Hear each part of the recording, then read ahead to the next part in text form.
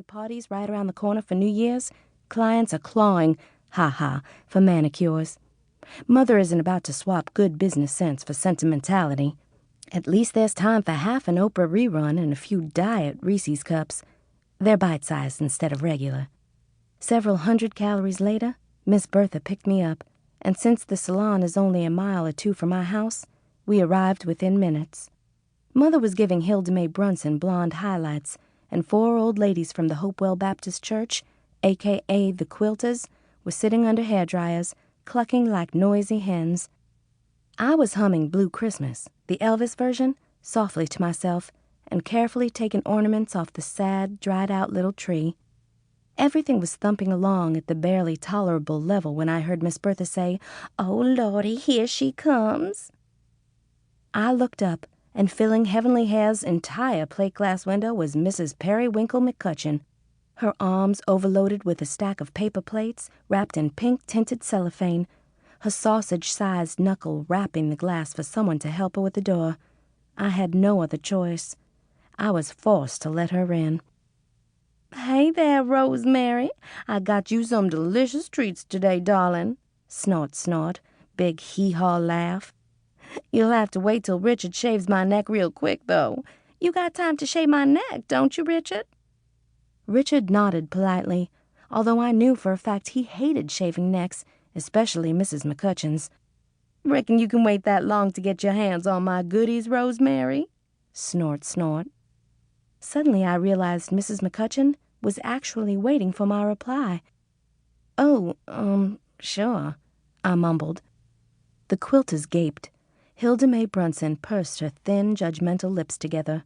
When you're normal-sized, no one cares what you eat. When you're fat, it's everybody's business. It took Richard several minutes to shear Mrs. McCutcheon like a sheep, and by the time he finished, the Quilters and Hilda Mae Brunson were standing by the front counter. "Rosemary," Mrs. McCutcheon called, "can you help me get some of this scratchy hair off my back? I won't let Richard put his manly hands up my blouse." Snort, snort, cackle. Richard does not have manly hands. In fact, nothing much about him is manly.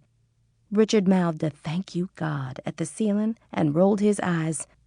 "Okay," I said, and prayed that the Quilters and Hilda Mae Brunson would leave before Mrs. McCutcheon made another giant fuss over the sweets. Slowly, I brushed the stubby black hairs off her barn-sized back. "Hurry, sugar pie. Willie Ray and me and the boys is going to try to make it to Catfish Campus before the rush," Mrs. McCutcheon scolded, and then, with everybody listening, she said it. "Rosemary, I swear you look more like me every day. Why, I believe they got you and my little Willie Ray Jr. mixed up at that hospital. Honey, you are built just exactly like I was at your age." Heat ran up my face like a scared cat up a tree. The numbers of my morning weigh-in flashed through my brain. 190. Mrs. McCutcheon wasn't a pound under 300. The next thing I knew, Mrs. McCutcheon was trying to pry herself out of the chair. Richard took one side, and I took the other. Somehow, even without the jaws of life, we managed to free her and stand her on her feet again. Mrs. McCutcheon eyed the heap of treat-covered plates stacked on the worn linoleum and heaved her body forward to grab them. Her polyester skirt hiked up, revealing knee-highs with varicose veiny fat bulging over. Her pendulous bosom swung in front of her face. Joints crunched. Her cheeks turned a dangerous shade of high blood pressure red, and layers of forehead and face and chin and neck pulled toward the ground. For a second, I wondered if Miss Periwinkle McCutcheon might just turn inside out. When she was miraculously upright again, the tight little salon expanded with relief. Mrs. McCutcheon turned toward me and held up the pile of goodies. I shifted my eyes away from her and caught a glimpse of my reflection in the mirror. The whole salon is nothing but mirrors, unfortunately.